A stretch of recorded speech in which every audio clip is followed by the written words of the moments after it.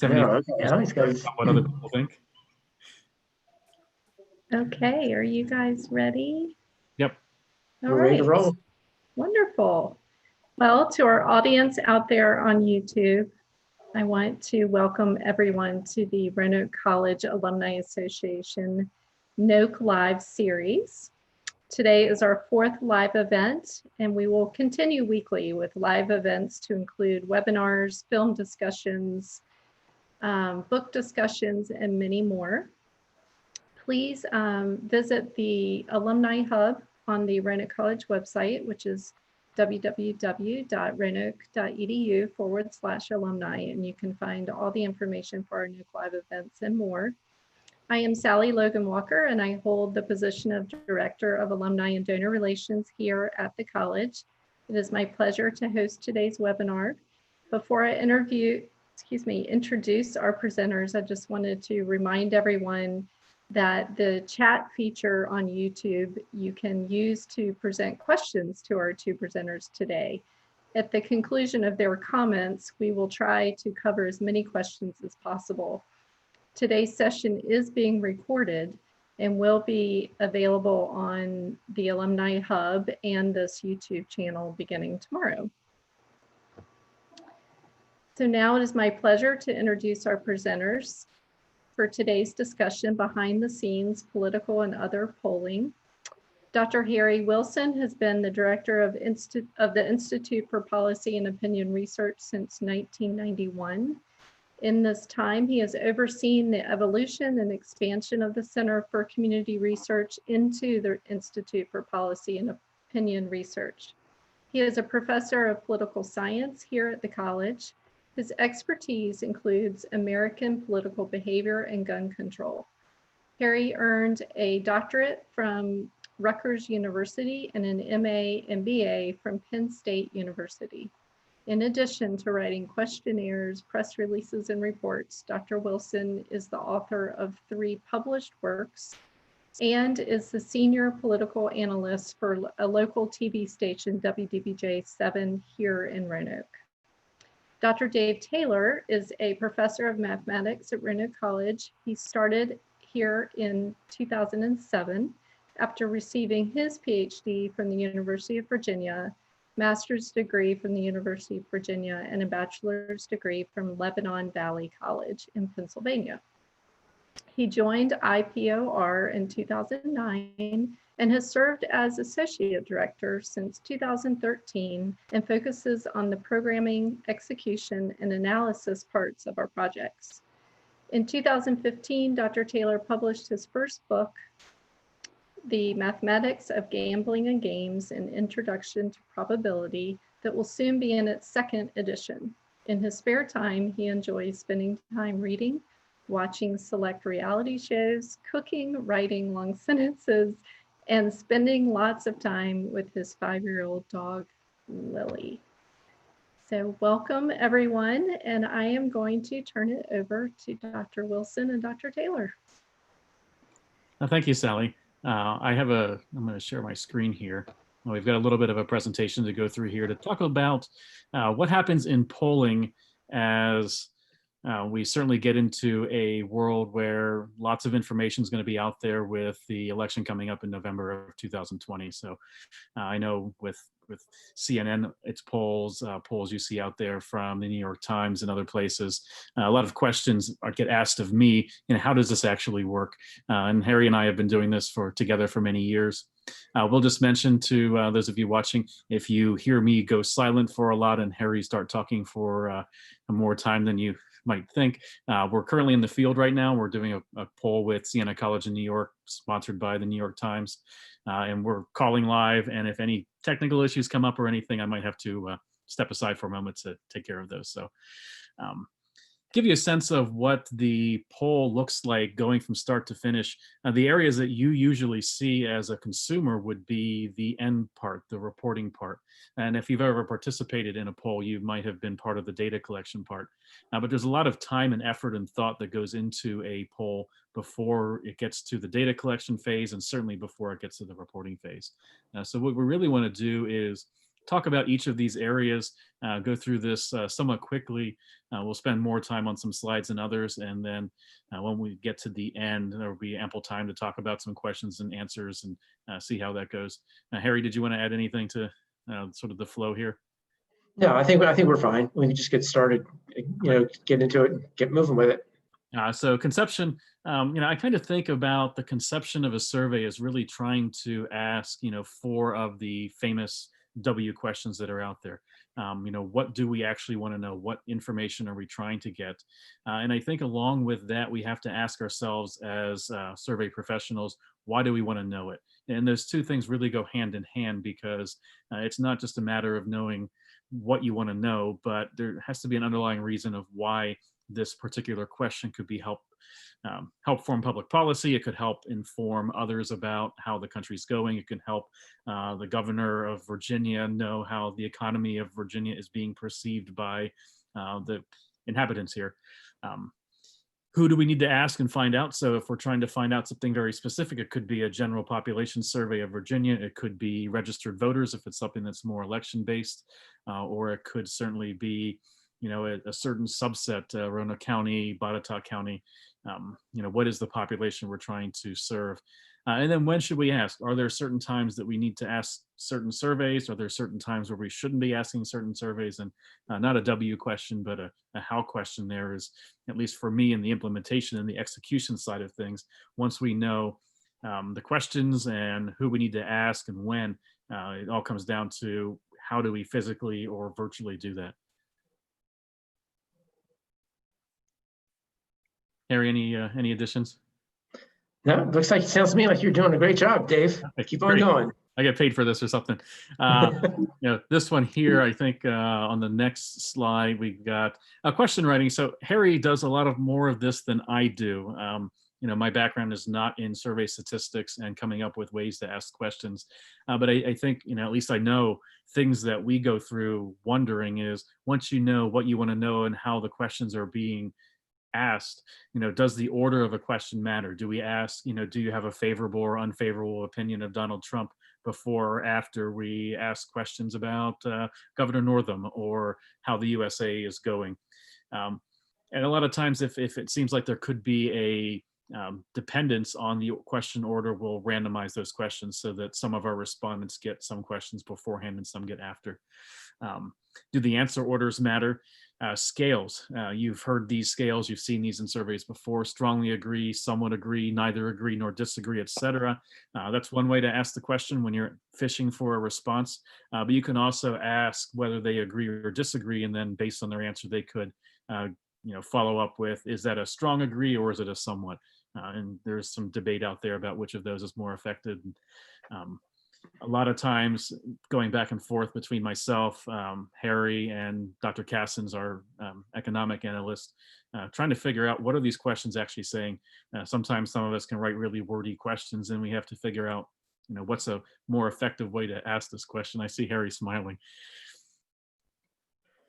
Because I'm accused of writing long surveys and occasionally long questions, so I try to keep my questions fairly short. But yeah, and I try to write questions the way we talk to each other, it's not always grammatically correct, and they're not always they're not written for a college educated audience, because that's not the populations we're always trying to hear from.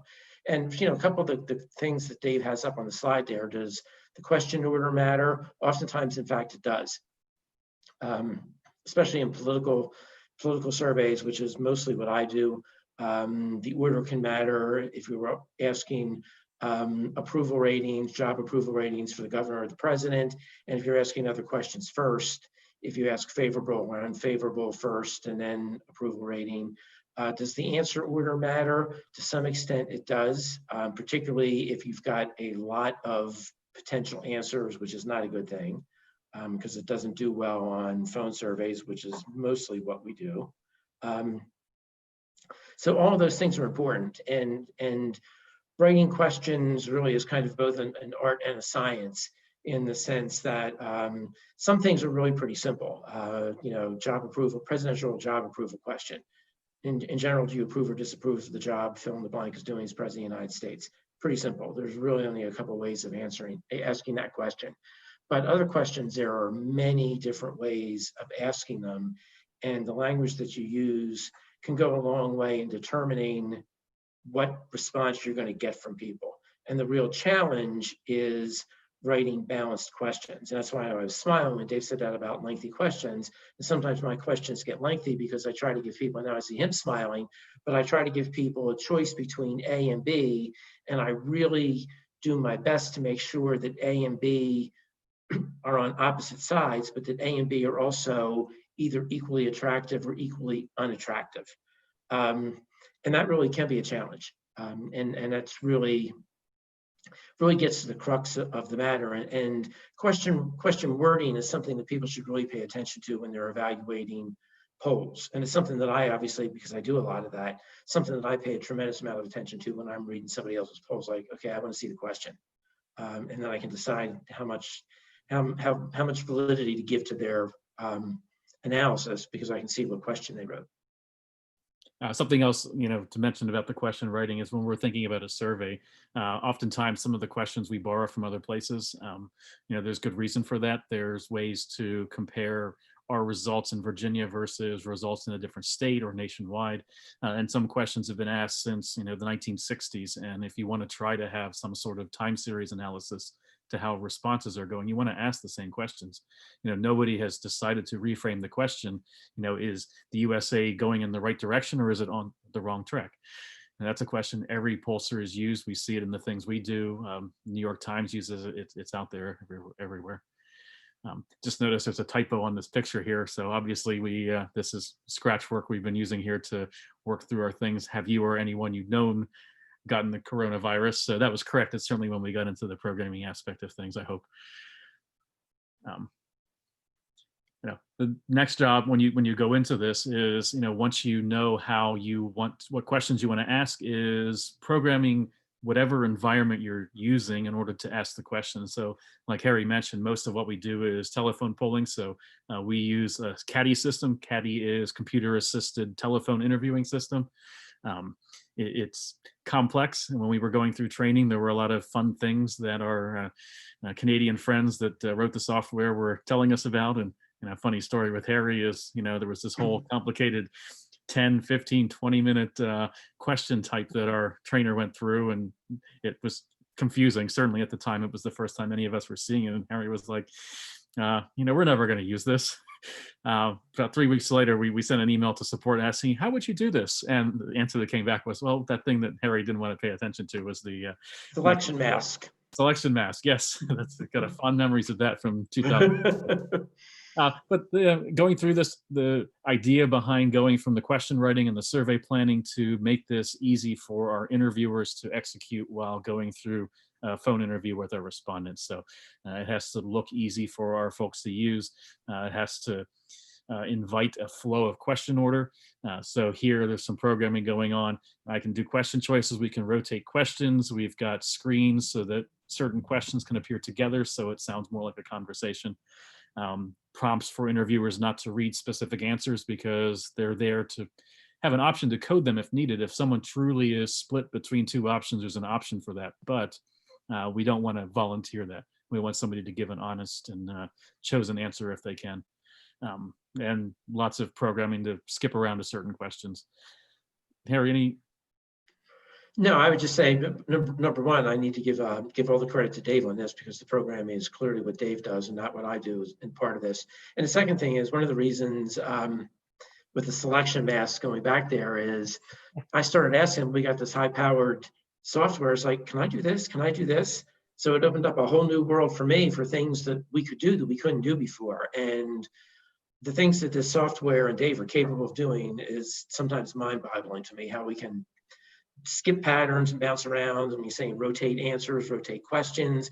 You can sort of rotate everything, and that takes a lot of time. It takes a lot of time for Dave to program it, and then it takes time for both of us actually to test it to make sure that everything is working the way that it's supposed to work. And sometimes something slips through, and when an interviewer will find something didn't flow exactly the way it was supposed to. And somebody would say, well, that should be easy to take care of. And it is, until you start thinking, you may have like 50 or 60 different permutations here depending on how you're going through the survey. Things can become incredibly complex. Yeah.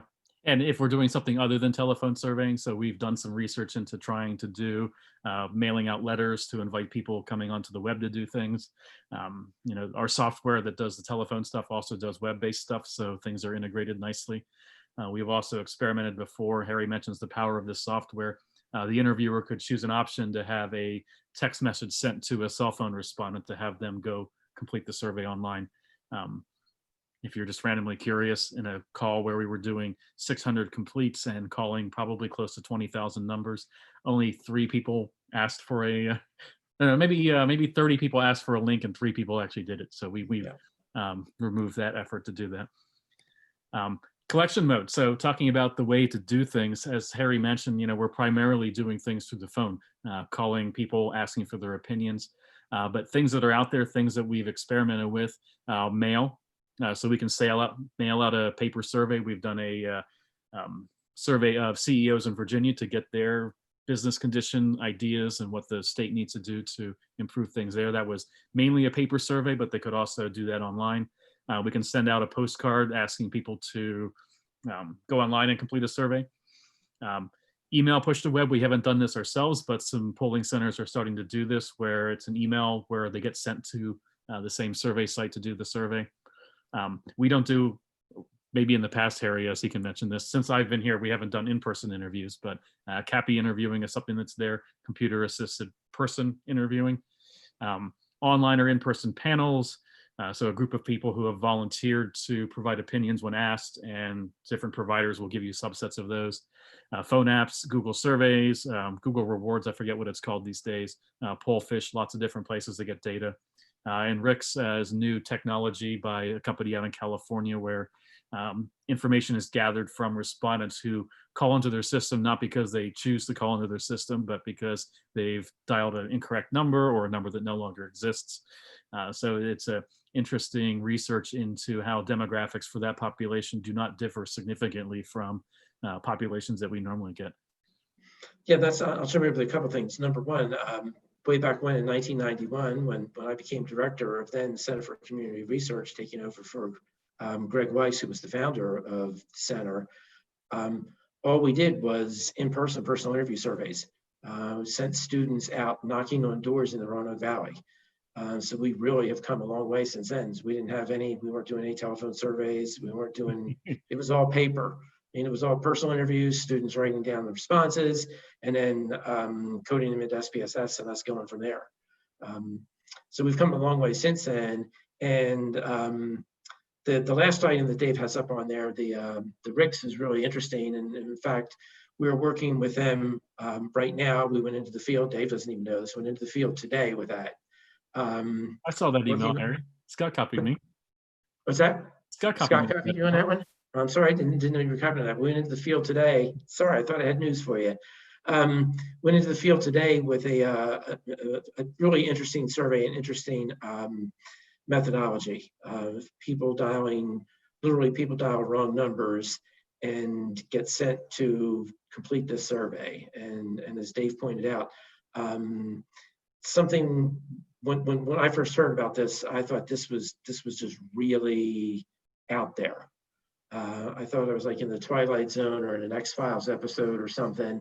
And now we're actually partnering with this company.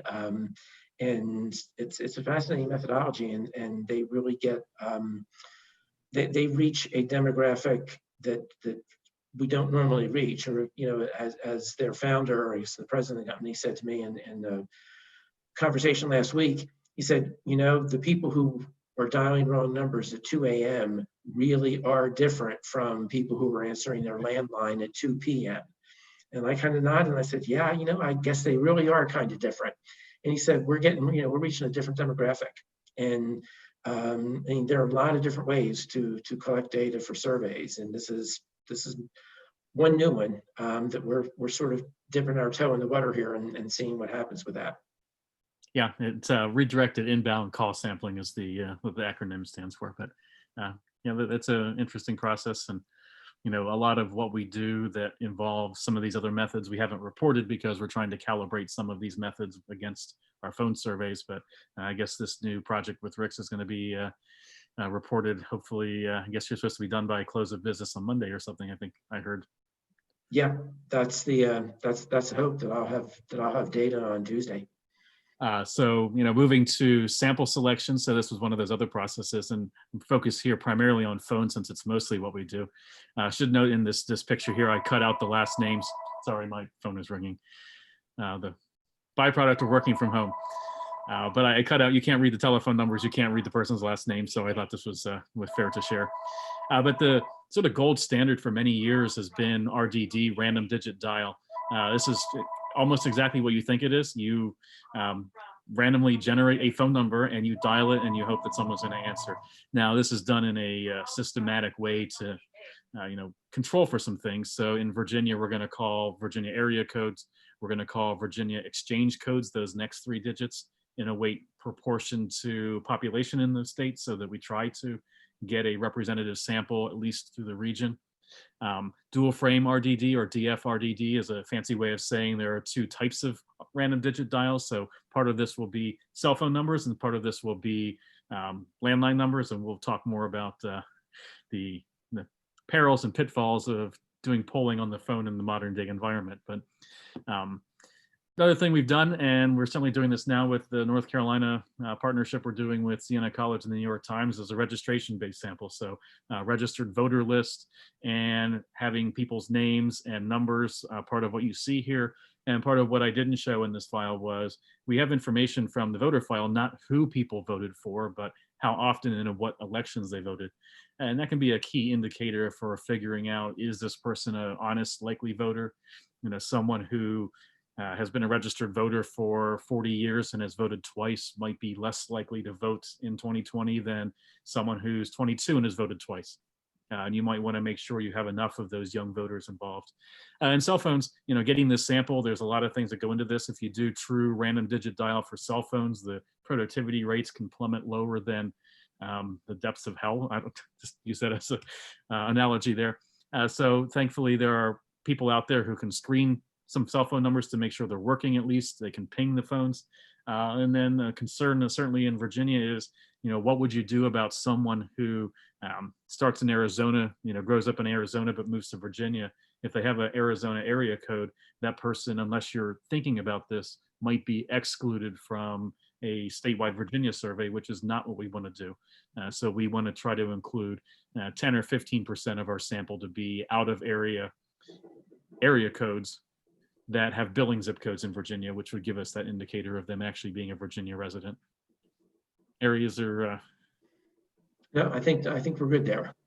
Now, when we do like a postcard sending, we use the United States Postal Service, their list of 99% coverage of addresses in the U.S. And a lot of those have names attached to them, so we can target certain demographics that way.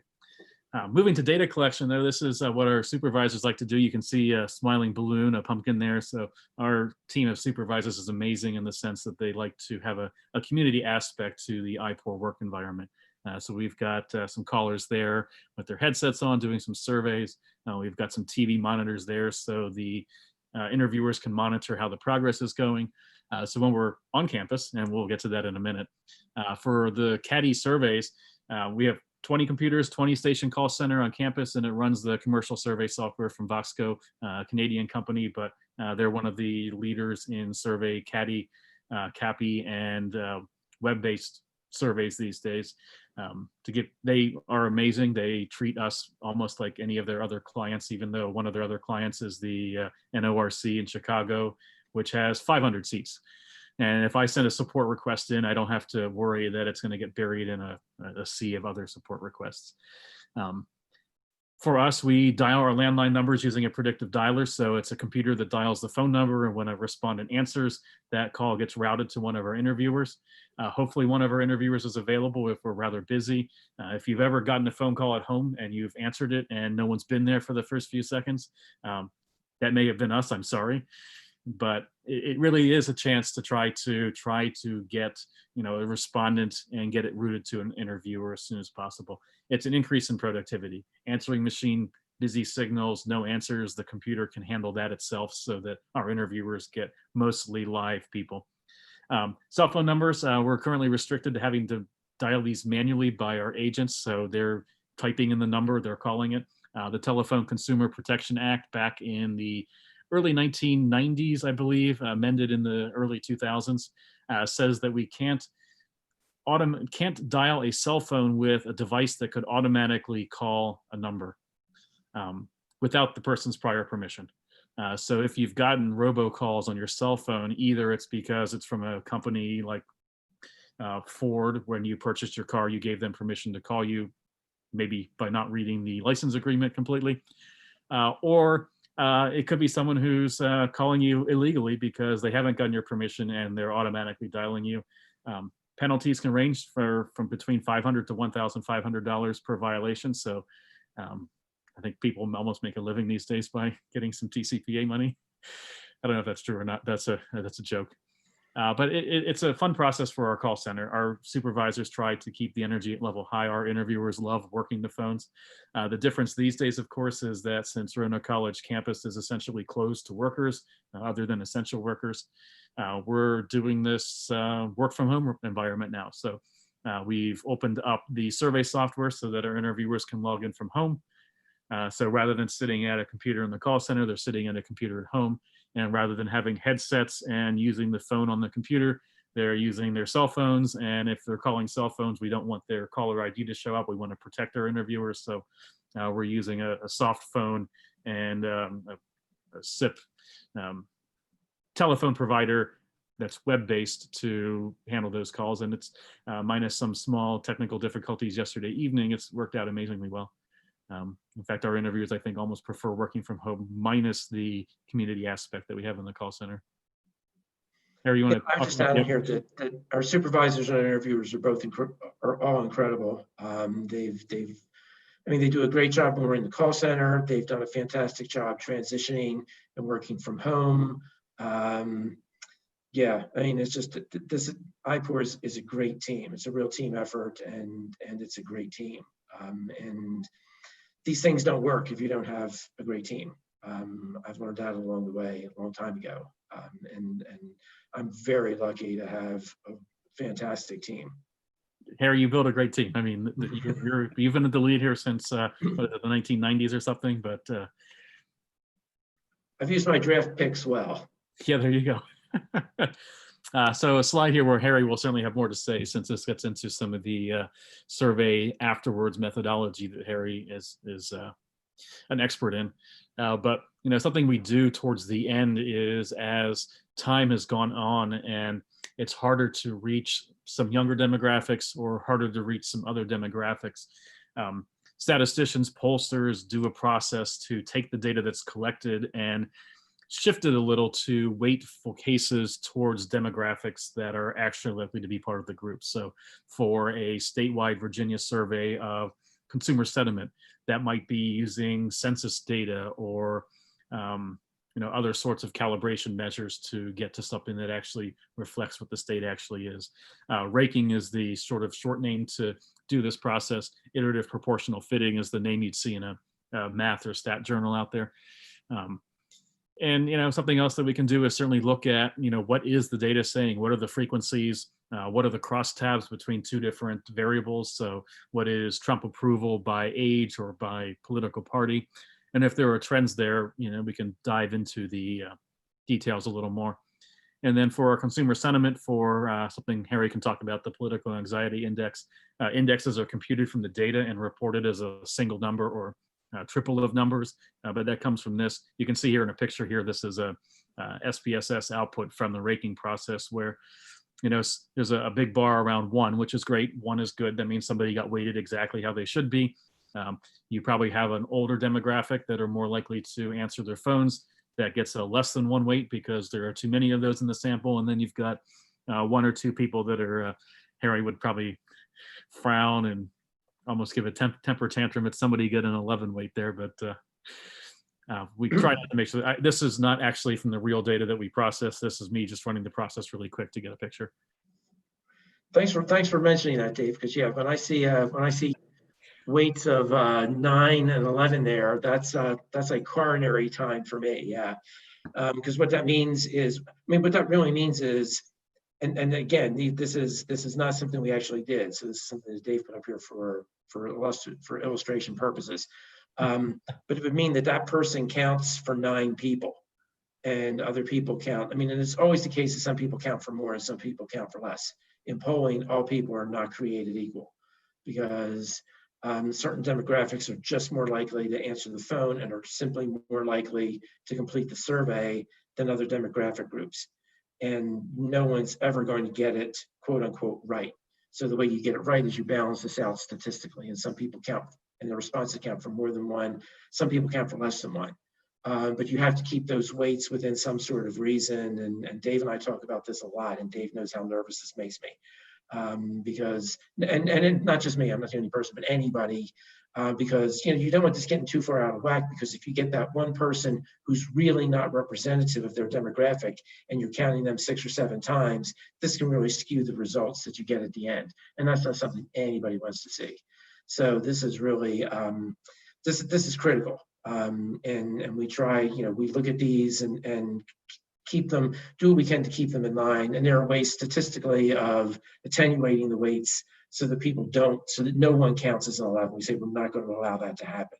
We'll allow something else to get a little bit out of whack that we don't really want to see out of whack, but we'll sacrifice an exact proportion of male versus female versus having, other race 18 to 34-year-old female count for 7. And we don't want to see that. We'll sacrifice a little bit somewhere else. Harry, do you want to talk about like what target weights we use for 2016 exit poll and things like that? Sure, but and something that comes up frequently is sort of how do you get the numbers? Especially in the political polls, numbers of percentages of Republicans, percentages of Democrats, whatever. What we do, and we'll see this in a slide down the road when we get to a methodology statement, but the way we balance things out at Roanoke College is for geographically, we actually do it by quota. So we don't have to do weights for different regions of the state because we do that by quota. So we are calling, and some people say, well, they call many more people in Northern Virginia. Of course we call many more people in Northern Virginia because there are a whole lot more people in Northern Virginia than there are in Southwest Virginia. So yeah, we're calling a lot more there. We're doing it proportionally. And our weights, sometimes if it's not political, then we're waiting for consumer sentiment, for example. Dr. Cassin's weights to census data, and the census demographics within the state. For political polls, and particularly for presidentials, we always weight to the most recent exit poll. So for 2020, right now, our political polls are being weighted to the 2016 exit poll in Virginia. In 2016, it was weighted for the 2012 exit poll. Next year, when we do gubernatorial race, it'll be weighted to the 2017 exit poll in Virginia. What that means, and this is important, what that means is because the assumption is 2020 is going to look like 2016. If it doesn't, then people's weights and their assumptions are incorrect. But there's no way to know exactly what the demographic makeup of the electorate is going to be in 2020. The best estimate we have of that, I think, is the exit poll from 2016. And I don't mind, in the interest of transparency, I don't mind telling the story that back in 2012, I learned my lesson because I thought I was smarter than the exit poll of 2008. And I adjusted the weights just a little bit. It's like 1 or 2%. It was not crazy out there, but I adjusted 1 or 2% because I said, this is just not going to be, we're not going to see in 2012 a repeat of 2008. Well, we did see a repeat of 2008, and I'm capable of learning a lesson. I learned my lesson very well in 2012, and I do not change that now. So in 2020, we're waiting to the 2016 exit poll. So for the Republicans out there, sorry folks, but that means we're going to have a poll that's always weighted more heavily towards Democrats because that's what the 2016 electorate looked like. And the political scientist part of me says that's also what the 2020 electorate is going to look like in Virginia. Maybe off by 1% or 2, but that's what it's going to look like in 2020. There's no reason to think that that's going to flip. So sorry if I got long-winded there, but that's something we get asked a lot.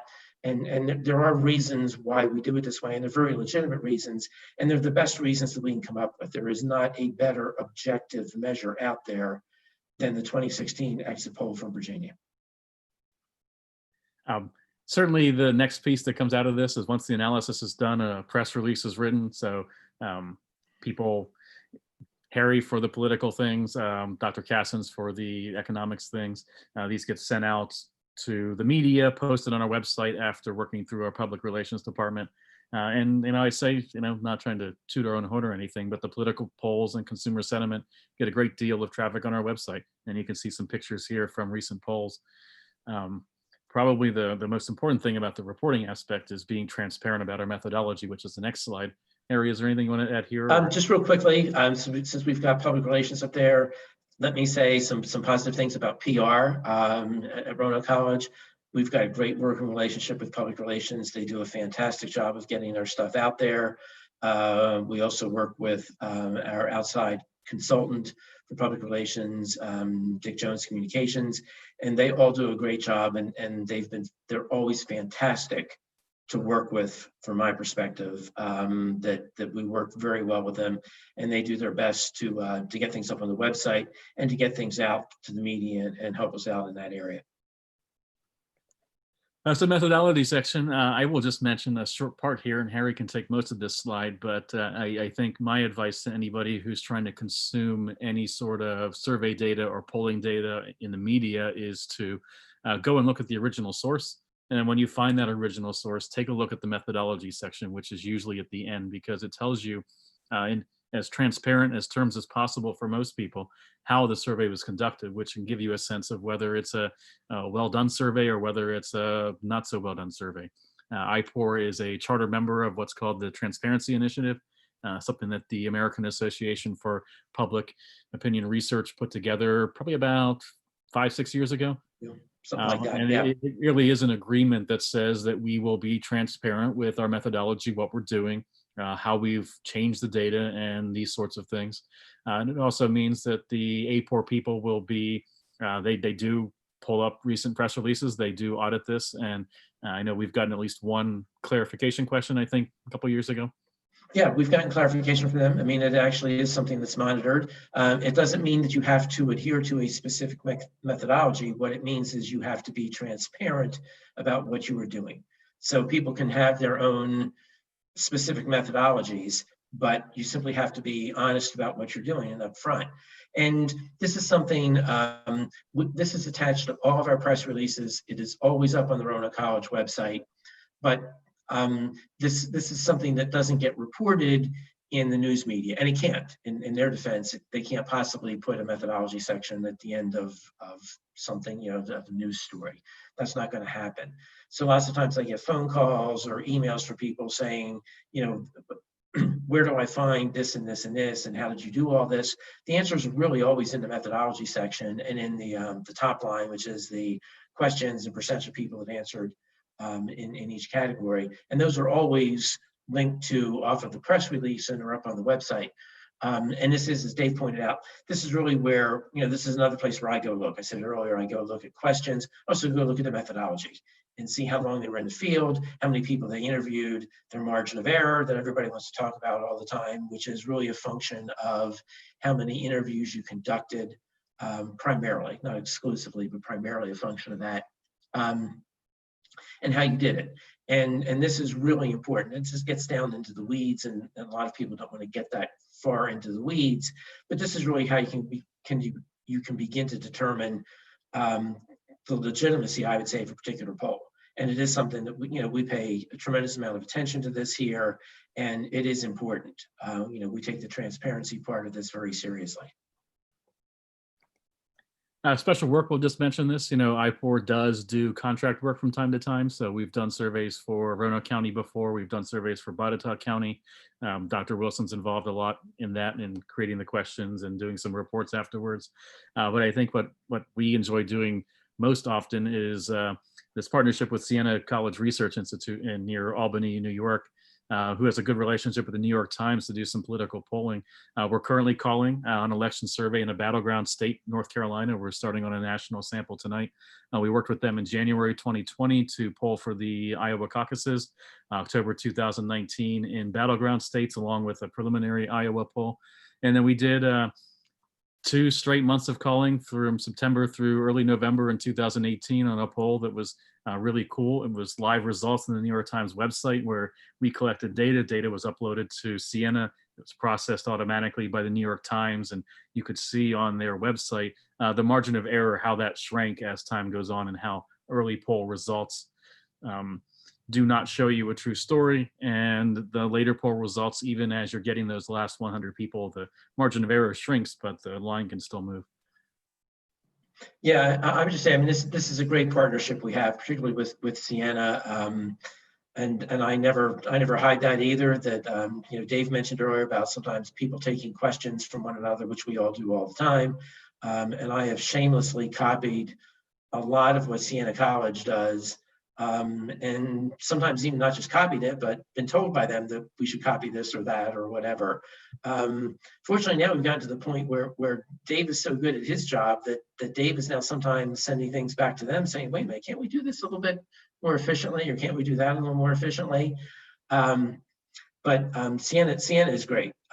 They were instrumental in helping us when IPOR expanded over a decade ago, and responded very positive to me when I literally made a cold call to them, because I was looking for a college, university that was similar to Roanoke, and looking at somebody sort of what would we aspire to be. And you know, I found a religiously affiliated liberal arts college that polled primarily to telephone surveys that are primarily within their home state. And I was like, this is us, this is what we want to be.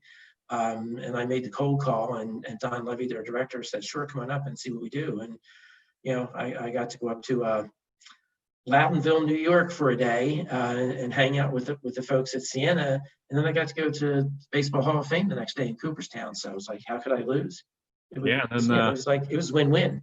And then last year at the APOR conference, we got to go to the Hockey Hall of Fame. Hockey Hall of Fame. See the Stanley Cup. There you go. So I'll just mention here, you know, sort of before we get to the Q&A part here at the end, but we've done, you know, research into survey methodology. So we've done some mixed mode studies of trying to combine telephone surveys with, you know, either sending out some postcards and soliciting people to go to our website, or using online panels and RICs. You know, we both Dr. Wilson and Dr. Wilson, you got Dr. Jekyll and Dr. Jekyll here or something, but both of us have presented research at the National April Conference, the standard the premier organization for survey research out there that promotes academic research in these things. And the picture here is really just trying to say, you know, how does weighting affect different mixes of phone or online panel or this RICS method, and what gives the lowest design effect, or the lowest measure of how far away from the true demographics you're targeting that your actual data was. Harry has the political anxiety index that he's sort of done and worked on. But I think is that the last slide before the question and answer part? I think so. Okay, yeah, it is. There we go. Well, Doctors Taylor and Wilson, thank you. Thank you so much. This has been so informative to those of us who are not necessarily aware of the polling center and the good work that you all do and the history of it. To my knowledge, we haven't gotten any questions from those viewing on YouTube, but my colleague and I have been generating a couple questions that we thought might be interesting to the audience. And if anyone on YouTube has any questions that they would like to present to Dr. Taylor and Dr. Wilson, please use the chat feature to submit those, and we will address those as quickly as we can. So we were curious about some of the issues with the polls from the 2016 presidential election. And what do you think those issues were, and how do you address those moving forward? If I could start and just say that we did very well, I think, in 2016, where Virginia, we called it correctly, and we're not far off. We did at the end. Yeah, earlier on we had one that was that made me a little uncomfortable, and may I say sometimes I tend to be honest. Is sometimes I see results of our polls, and I think to myself, man, I'm not sure that's exactly where it is. Dave can laugh at that. It's true, and I really am sometimes uncomfortable. But we go with what we have. You know, we go with what we have, and we look and see, is there something, you know, do we think we did anything wrong? And the answer inevitably, honestly, is no, we didn't do anything wrong. So it's like you go with what you got. You know, there's a margin of error with polls, and we know, even with the 95% confidence interval, that 1 out of every 20 polls, even if you do everything correctly, is going to be outside of that margin of error. So, you know, polling is not an exact science. But I would say 2 things about the polling in 2016. One is was not nearly as bad as everyone seems to think it was. The national polling was actually pretty close. The national polling had Clinton taking 1 or 2% more than what she actually took. But that's pretty good. I mean, that's within the margin of error. So the national polls had it correct. Where the polls were off was in some of those battleground states where Clinton had very narrow leads, but she led in all of them in the polls. But they were very narrow leads, and generally people would say too close to call, and Trump won a lot of those states. And the conventional wisdom is that was because polls undersampled lower education whites. That's the prevailing theory, is if there was a methodological flaw, it was that the polls undersampled lower education whites, and that demographic went heavily, as we know for certain, that demographic went heavily for Trump, and that might account for 1 or 2% of these, you know, of the difference there. And that's really you know, what you're talking about. And yeah, for us, as Dave pointed out, and I can smile on this one. Yeah, our last poll, if I remember, this is off the top of my head, we had Clinton by 7, and she won Virginia by 5.3. Something like that. Yeah, it's a 2%. Something like that. 2%. So we were like within 2%. Like, I'll take that every day of the week and be a very happy director. Right? I'll be very happy with that. Yeah. One thing I would say also, something that comes up, since the question wasn't asked, but a question I often get asked is about response rates, and Dave can address this also. But you know, Dave's laughing. For telephone surveys, for surveys in general now, but for telephone surveys, you know, and people are transparent about this. Response rates are declining, and they're just terrible. I mean, response rates are just terrible. Depending on how you measure response rate, and there are various ways of doing it, but obviously the most honest way of measuring response rates, probably 10%. I would put in the ballpark of somewhere around 10% of households that we know that are households that we reach, even if they never answer the phone, but we know it's a household. If we can complete an interview in 10% of those, that's about average, and that's true of us. That's true of every polling company in the country. That's pretty much the way it is. So the next question that becomes, do you get a representative sample out of this? And we genuinely still believe the answer is yeah, because we've really never seen any evidence that particularly with regard to opinions, that a specific opinion is not fully represented or not proportionately represented. You know, there used to be a theory out there that conservatives were less likely to answer questions than liberals. I've never really seen any research that suggests that. And I saw research at one APOR presentation done by, I think it was done by the Pew Centers, goes back about a decade, where they called people up to 70 some times trying to reach them. And the people that they reached on the 60th attempt were just microscopically different than people that they reached on the 2nd or 3rd attempt, which is much more common. People stop after 3 or 4 or 5 attempts. And they were a little bit different. They were a little bit more conservative, but it was really, really close. And demographically, they didn't seem to be much different. And that's the most exhaustive study I've ever seen on this. And it was exhaustive. I can't imagine calling the same number 70 sometimes. Oh Yeah, I don't think there's been any sort of evidence that says any one demographic chooses to answer their phone and do a survey more or less than any other sort of demographic. No, I mean, we know some demographic groups are, as I said earlier, are more likely to answer the questions.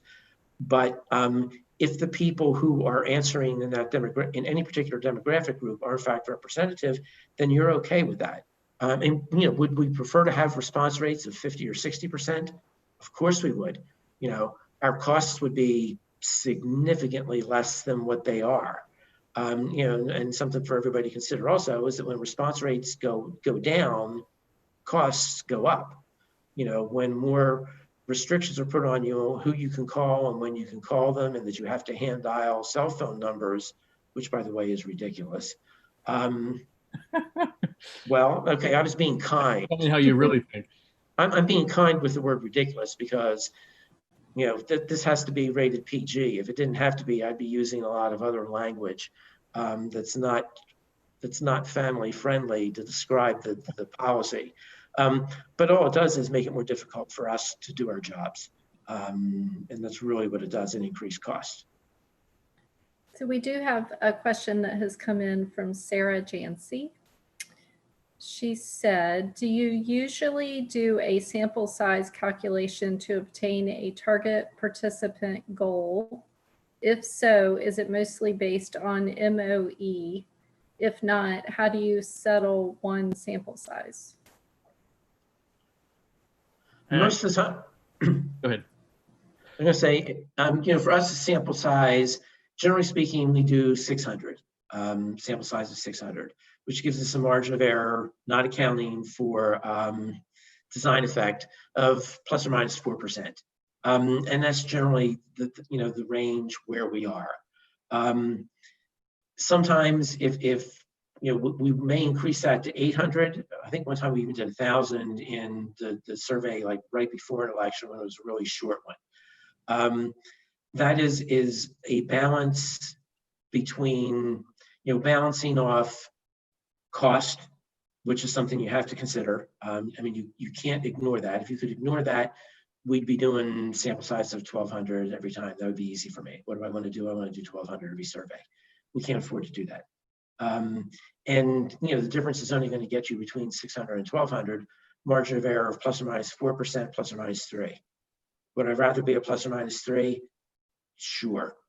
I would much prefer to be a plus or minus 3, but that's becoming cost prohibitive. So it's really, you know, sort of balancing, and 600 error plus or minus 4% is kind of a sweet spot from my perspective that balances all of those things out. And you can't ignore all those considerations. And I don't think you can criticize someone for ignoring them. Now, if somebody's going to do a sample size of 250, then I would say, well, why are you even doing a poll? Because your margin of error is going to be whatever, plus or minus 7, plus or minus 8. It's like, you don't even need to do a poll. I can tell you, I can guess within that margin. Don't even need to even spend a penny on that. I can guess that close. You know, but you know, so you know, you have to balance these things out, and that honestly is why we end up where we end up, and we're not much different in that regard than anybody else. Once again, because you're only going to put the big money out there in a sense when it really, really counts, and when you have to be, when you really feel like you need that extra 1%. Yeah, the sample size question is driven by the margin of error that we're looking for. So we set the margin of error and say how many people do we need to do that.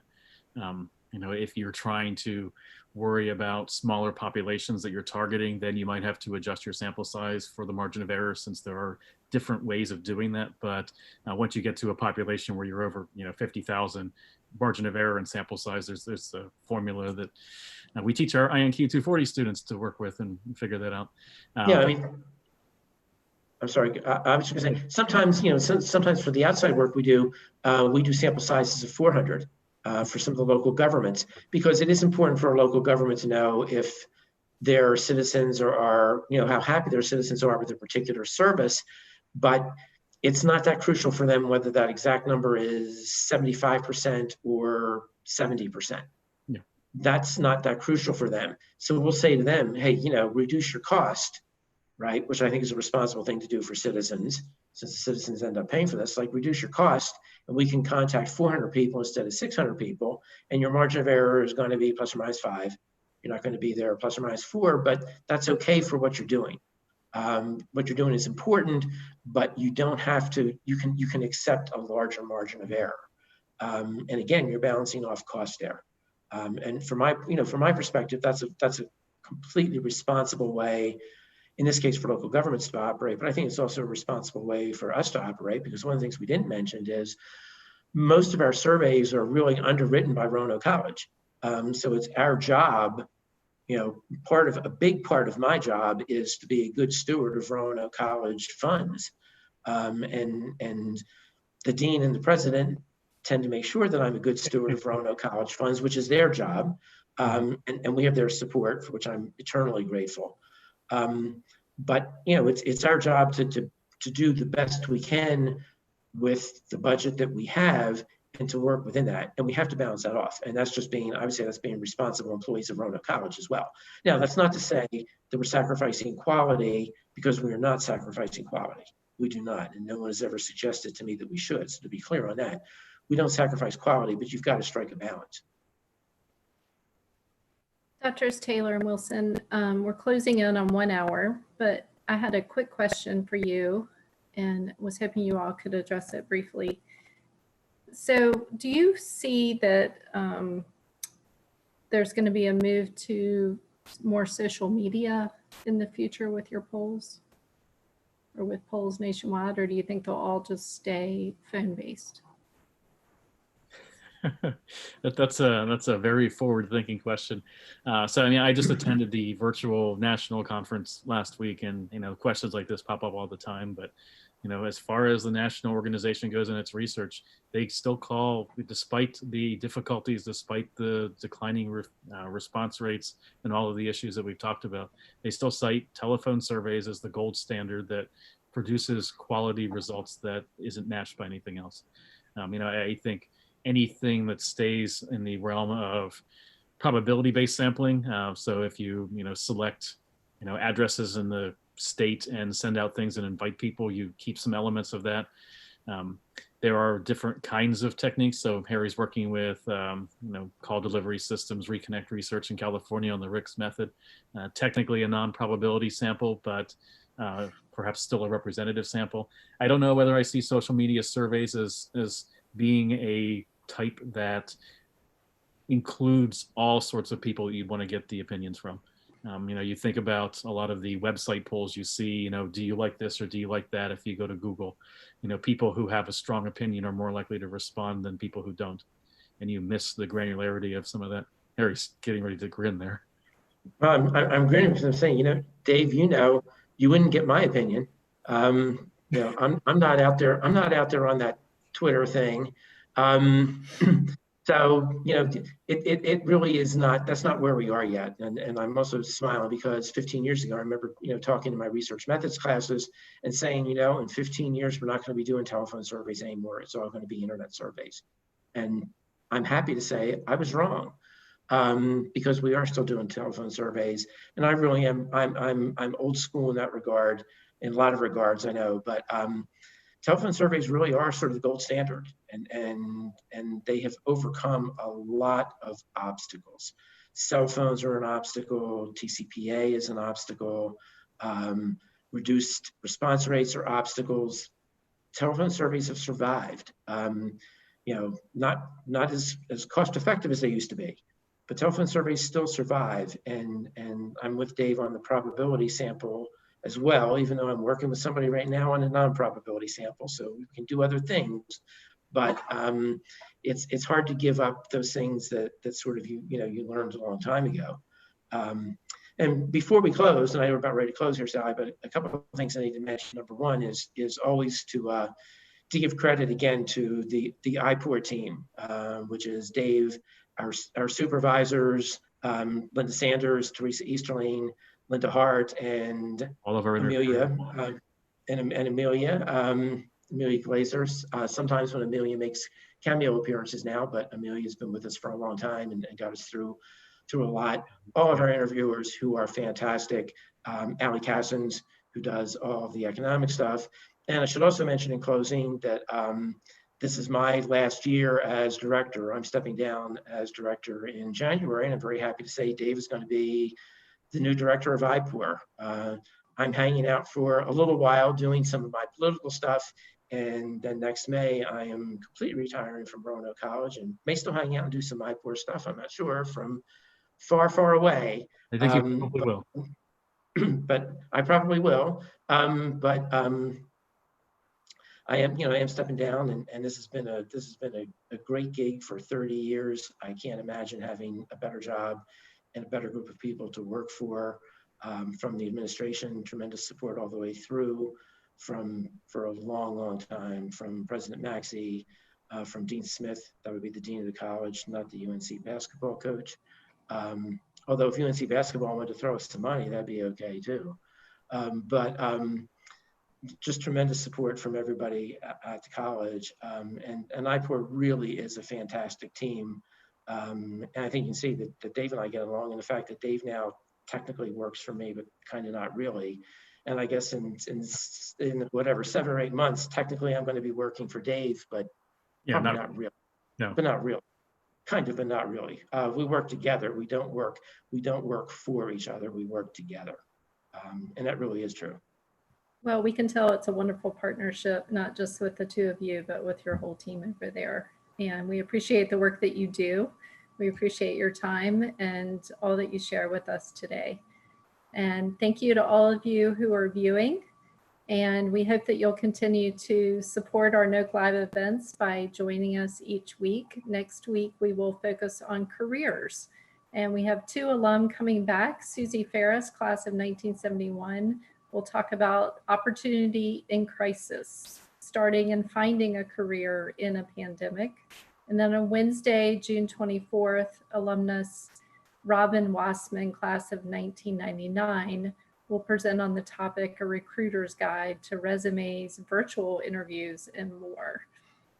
So we will continue weekly with our NOKELive events. And again, thank you all, our presenters and our viewers, and stay well.